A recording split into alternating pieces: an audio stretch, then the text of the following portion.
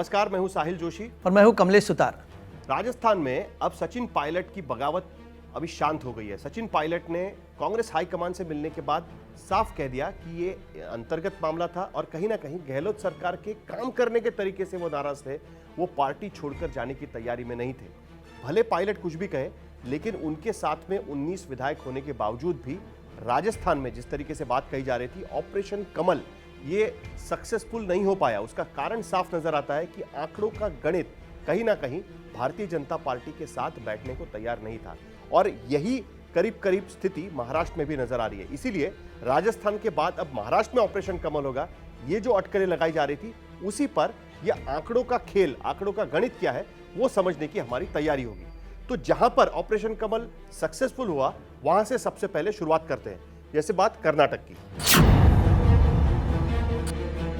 सबसे पहले ये क्रोनोलॉजी हम समझेंगे साहिल। सबसे पहले ऑपरेशन कमल कहां पर चलाया होगा या फिर किया गया था, वो था कर्नाटक में, जहां पर ये सक्सेसफुली चलाया गया। कर्नाटक की अगर हम बात करें, 2018 के चुनाव में महाराष्ट्र की तरह ही भारतीय जनता पार्टी सबसे बड़ी पार्टी के तौर पर उभरी थी।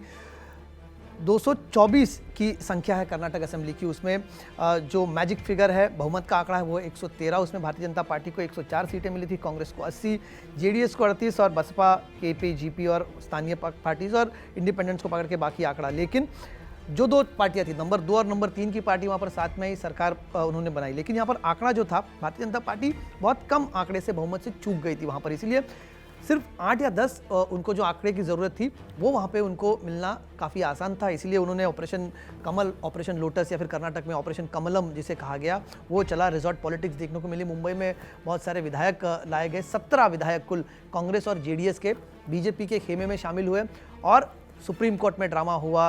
कर्नाटक विधानसभा में बहुत बड़ा ड्रामा हुआ। उसके बाद में आखिरकार कुमारस्वामी की सरकार गिर गई और फिर से एक बार येदियुरप्पा मुख्यमंत्री बन गए। 17 जो आंकड़ा है वो बहुत इंपॉर्टेंट है, क्योंकि करीब करीब यही आंकड़ा राजस्थान में सचिन पायलट के साथ में था। लेकिन 17 आंकड़े के साथ में कर्नाटक में वो सक्सेसफुल हुआ, लेकिन राजस्थान में नहीं हुआ। करीब करीब यही बात मध्य प्रदेश की भी। मध्य प्रदेश में 2018 में ही चुनाव हुए थे। 230 कुल सीटें, 116 का बहुमत। कांग्रेस के पास 114, बहुमत से 2 सीटें कम। भाजपा के पास 109, यानी 7 सीटें कम बहुमत से। दोनों पार्टियां, दोनों सबसे बड़ी पार्टियां 2 से 7 सीटों के फासले से बहुमत से दूर थी। यानी कांग्रेस के पास भी 2 सीटें कम, बीजेपी के पास 7 सीटें कम। बाकी छोटी पार्टियों को बाकी सीटें थी। फिर भी कांग्रेस सरकार बना पाई बीएसपी, समाजवादी पार्टी और निर्दलीयों के समर्थन से। लेकिन कांग्रेस की अंदरूनी लड़ाई, ज्योतिरादित्य सिंधिया, दिग्विजय सिंह और कमलनाथ, इनकी आपसी लड़ाई के चक्कर में ज्योतिरादित्य सिंधिया के साथ 22 विधायक आए। 22 विधायकों के तर्ज पर वहां की सरकार गिरी। शिवराज सिंह चौहान एक बार फिर वहां पर मुख्यमंत्री चुने गए। फिर से एक बार आंकड़ा देखिए, 22 और 19। मध्य प्रदेश में सरकार गिरी, लेकिन राजस्थान में नहीं गिरी।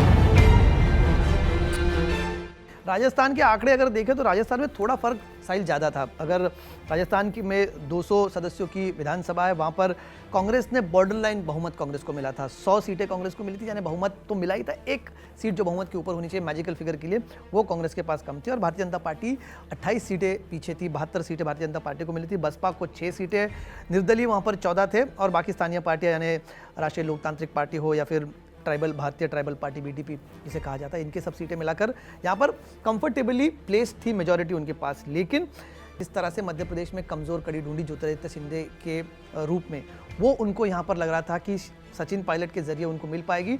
सचिन पायलट के साथ उनको खुद को पकड़कर 19 विधायक कांग्रेस के साथ में थे और 3 निर्दलीयों का उन्हें समर्थन था बताया जा रहा था। लेकिन 22 का आंकड़ा अगर हम पकड़े यहाँ पर, फिर भी वो बहुमत से तकरीबन 8 से 10 सीटें दूर थे। और इसीलिए शायद आंकड़ों के अगर इस खेल को देखा जाए तो वहाँ पर ऑपरेशन कमल कहीं ना कहीं सक्सेसफुल नहीं हो पाया और इसीलिए सचिन पायलट को शायद घर वापसी करनी पड़ रही है।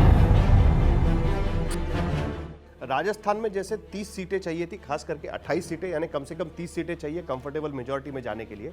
करीब करीब उसी तरीके से अब महाराष्ट्र की बात करें तो महाराष्ट्र में भी भारतीय जनता पार्टी के पास 105 सीटें हैं, 10 निर्दलीय विधायक उनके साथ में, यानी 115।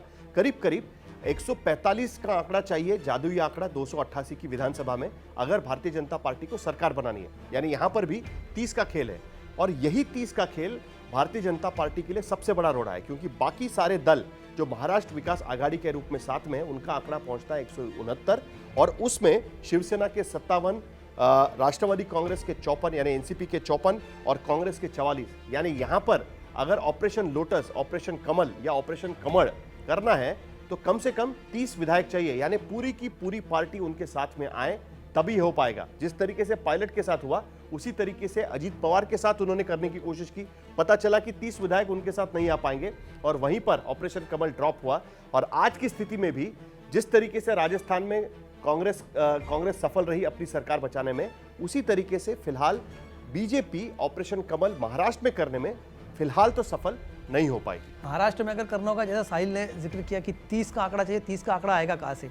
एनसीपी के पास 54 विधायक है, उसमें से 30 लाना मुश्किल है और ये एक बार हो चुका है, इसका एक अनसक्सेसफुल एक्सपेरिमेंट हो चुका है, तो एनसीपी शायद इनके साथ में आ पाए। दूसरा कांग्रेस, तो कांग्रेस के 44 में से अगर 30 लाने हैं तो पूरी पार्टी साथ में लानी पड़ेगी और कांग्रेस को सरकार से बाहर जाना पड़ेगा। बची शिवसेना के 57 में से अगर 30 विधायक साथ में भी लानी है तो वो बड़ी मशक्कत उनको करनी पड़ेगी। फिलहाल जो भी बातें की जा रही है, महाराष्ट्र में कई बार अटकलें आती है, उठती है, जैसे कल ही खबरें आ रही थी कि कहा गया कि 12 एनसीपी के विधायक बीजेपी के संपर्क में बनाए हुए, लेकिन 12 विधायकों से साहिल कुछ होने वाला नहीं है। आंकड़ा चाहिए तो बड़ा आंकड़ा चाहिए। ऑपरेशन कमल महाराष्ट्र में अगर सक्सेसफुल होना है तो बड़ा चंक उनके साथ जाना पड़ेगा और फिलहाल तो ये होता हुआ नजर नहीं आ रहा।